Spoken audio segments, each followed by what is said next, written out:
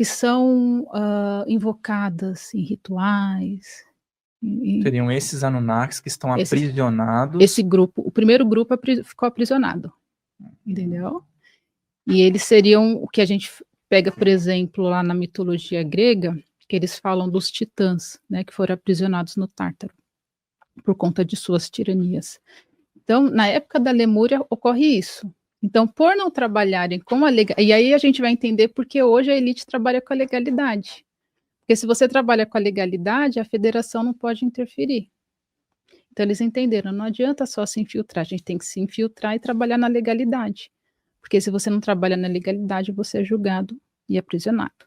Né? Então, essas consciências, essas primeiras que chegaram aqui para sabotar o projeto na época da Lemúria, hoje estão aprisionadas. Tá? E é essas consciências que os satanistas tentam trazer de volta, através dos rituais que eles fazem. Né? Esse é o verdadeiro Satanás. Né? Ele chegou bem desde essa época da Lemúria aqui.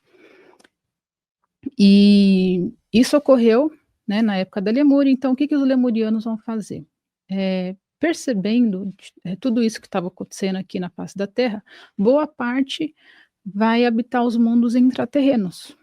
Então, os lemurianos, eles são o que a gente chamaria de alienígenas. Por quê? Porque eles moram na Terra, só que eles não são Homo sapiens sapiens como nós. Eles são de outra linha evolutiva. Né? Porque a nossa continua aqui na superfície, foi sendo mudada, né? Alterada. A deles não. Então, eles preservaram esse DNA primordial. Né?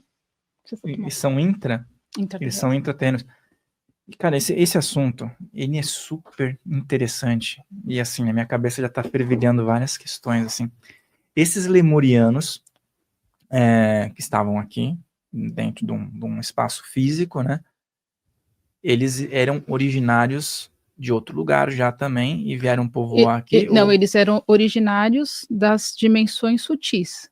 E vieram ter uma experiência material. Eram consciências da Terra, mas era como se fosse a Terra da quinta dimensão. Então, eram consciências terrenas que, em determinado ponto, começaram a experimentar a matéria. Então, eles são autogerados. Seriam duas linhas de possibilidade de evolução, né? Ou a experiência material, ou outra linha. Tem livros até de Umbanda esotérica fala sobre isso, né? Esse experimento que a alma pode ter.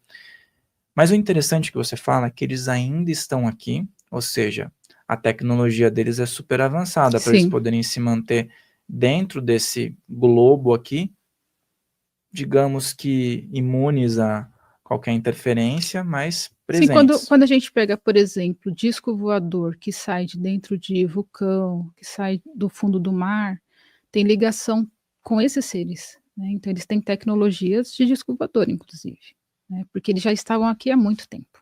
Eles são materiais? Sim, os lemurianos já são materiais. Né? E eles são os guardiões do DNA original, do Adão Cadmão. Entendeu? Então, eles habitam os mundos intraterrenos, e são os guardiões do DNA original. Tá? Os que ficam na superfície da Terra são os que vão fundar a Atlântida. Tá? Só que o que vai acontecer na época da Atlântida? Essa fama da experiência humana já tinha se espalhado pela galáxia, e aí na época da Atlântida o que vai acontecer? A gente vai ter consciências vindas de outros orbes querendo experimentar a fisicalidade aqui na Terra. Por isso que agora a gente está, depois de 2012, com o despertar, um monte de gente está se percebendo como não sendo daqui.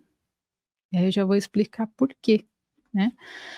Então, na época da Atlântida, a gente tinha aqui os Atlantes, né, em determinado momento começam a vir consciências de outros orbes, fazer hibridizações com o DNA humano para que eles conseguissem também passar pela experiência humana, porque eles não é como se houvesse uma legalidade, né, para que aquela consciência de outro orbe conseguisse experimentar a fisicalidade aqui, tinha que ser um protótipo híbrido, tanto do DNA deles quanto do humano. Por isso que a gente vai ter várias raças surgindo aqui no planeta, por conta dessa hibridização. E aí eles começam a fazer esse projeto aqui na Terra, na época da Atlântida, e em determinado momento, quando você já tinha diversas Star Cities, né, imersas aqui nesse projeto, um segundo grupo, né, vinculados àquele primeiro grupo, volta novamente aqui, né, como forma de vingança e de liberar aquele grupo inicial, né, da sua prisão. É o que o Edgar Cayce vai chamar de filhos de Belial, que chegaram na Atlântida e ensinaram magia negra para os atlantes, né, começaram a mexer no DNA aqui também. E por que que eles começaram a fazer isso? E isso é muito importante, porque toca diretamente na questão do verdadeiro despertar, né. Por que que aquelas consciências que estavam na Atlântida, que eram tanto consciências terrestres, né, ou seja, atlantes, quanto consciências, estelares. Por que que aquelas consciências caíram? Quando esses filhos de Belial, que é o nome que o Edgar Cayce dá, chega aqui, qual que é a estratégia que eles vão utilizar? Se nós trabalharmos com o ego dessas consciências, essas consciências vão se densificar, né? E elas se densificando, a gente coloca elas numa hipnose coletiva. E aí começam a ensinar magia negra. Porque o que que é magia negra? Por exemplo, qualquer coisa que você faça magia para fins egóicos é considerado magia negra. A magia branca basicamente só trabalha com proteção. Só. Limpeza, proteção, isso é magia branca. As pessoas falam palavras e intenções também estão enquadradas nesse aspecto, né? Sim. Então, eles começam a ensinar isso para os atlantes, né? Magias para fins egoístas, né? Quando a gente pega, por exemplo, o livro de Enoque, que fala que os anjos caídos começaram a ensinar várias coisas para a humanidade, é justamente essa fase, né? Ensinaram a pintar o olho, né? Por quê? Por que ensinaram a pintar o olho? Vaidade. Então, começa a trabalhar com aquelas questões dos pecados capitais. Em determinado momento, e começam a mexer no DNA também, porque enquanto existia um projeto de hibridização para experimentar a fisicalidade na Terra, por outro lado, os filhos de Belial, o que que eles faziam? Eles começaram a mexer no DNA para criar uma raça escrava, que o Edgar Cayce chama de os coisas. Então, eles começam a criar uma raça escrava, e alguns atlantes começaram a achar aquilo interessante, outros não, que são os filhos da lei do né, que eram contra esse tipo de ensinamento. Só que teve boa parte da Atlântida, dos atlantes que foram seduzidos por aqueles conhecimentos, aquelas tecnologias que eram sempre com fins egoístas. Quando eles mexem nesse DNA para criar os coisas, eles misturam inclusive com DNA de animal, né? Por isso que os judeus não comem carne de porco, porque inclusive eles teriam utilizado o DNA de porco nessa mistura, né? Depois é engraçado que o Edgar Cayce ele relata que, engraçado não, curioso, né? Que ele relata que após essa intervenção, né, e isso começou a se espalhar, esse tipo de manipulação, porque depois criam coisa, mas querendo ou não, as pessoas começam a se misturar, né? E isso começou a se espalhar e começou a gerar as doenças genéticas. Então, as doenças genéticas que temos hoje já é um reflexo disso que foi feito lá no passado, por esses filhos de Belial. E o Edgar Cayce, ele conta, né, que após a queda, tinham centros de recuperação nos templos do Egito. Então, esses doentes, né, essas pessoas adoentadas que tinham alguma mutação genética, elas iam para o Egito justamente para passar por processos de cura, né? Curas de DNA, curas psíquicas. Mas, enfim, quando esses filhos de Belial seduzem a maioria dos atlantes, o que que isso causa? Uma mudança na psicosfera da Terra. Por quê? Porque você tinha uma maioria, né, quase unanimidade, vibrando na coletividade. E quando eles trabalham com as questões egóicas, aquilo muda totalmente a frequência do planeta, porque as pessoas passam a ser egoístas, porque elas foram seduzidas por essas coisas. E aí é onde ocorre a queda, né? E aí quando ocorre e essa queda, ela é tão tremenda que ela não é só uma queda em termos de frequência, né? Isso gera diversos cataclismas, e aí é onde a gente vai ter, a partir do ano 18.000 a.C., a gente tem o último máximo glacial, que é o fim da Era do Gelo. Então a Terra começa a esquentar. E aí começa a ter muito cataclisma aqui. Entra mais água no ciclo da chuva, e aí a gente começa a ter vários dilúvios. Então tudo isso aconteceu ao mesmo tempo.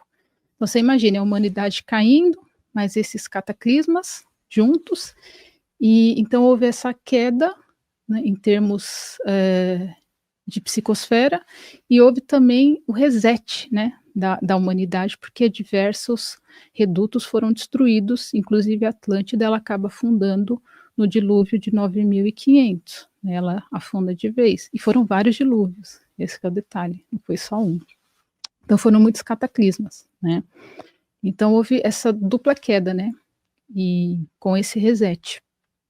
E é isso, né, então desde então, né, com essa mudança da psicosfera, a humanidade ela cai em Sansara e é instaurada essa Matrix, que é uma Matrix hipnótica. Então todos caem num sono profundo aqui, né, sem lembrar quem realmente são.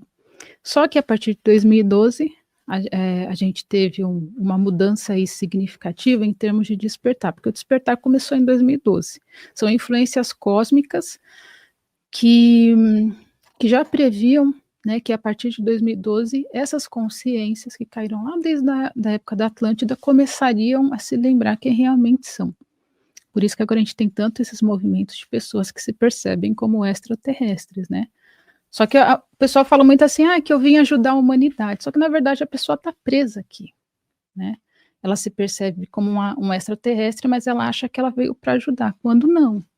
Ela está presa também. Tá aqui já aterrou. Eu sempre falo isso, né?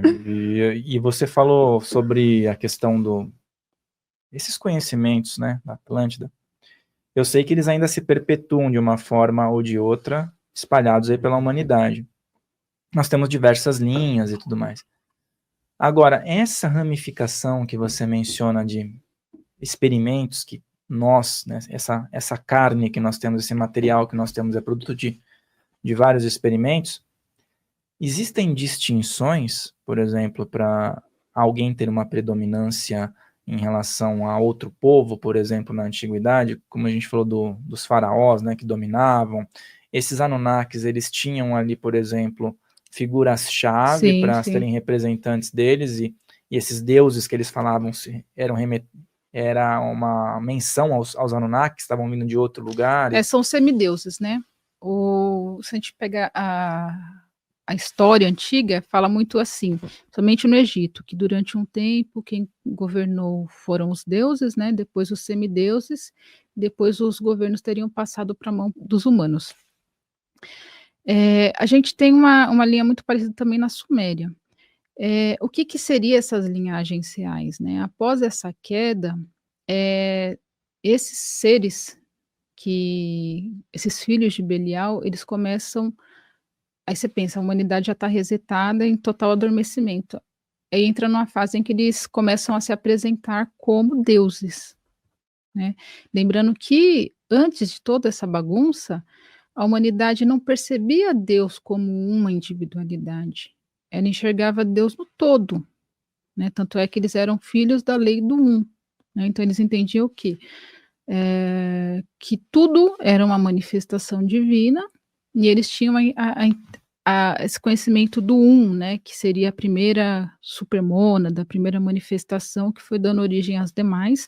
Então seria mais nesse sentido, não no sentido de um ser com nome X, que tem tais características e que vem de tal lugar, esse é Deus. Não, isso começa depois da queda. E aí você não tem só um, você tem vários. Então, vários vão se apresentar, né? Esses seres que tinham responsáveis pela queda depois se apresentam como deuses, né?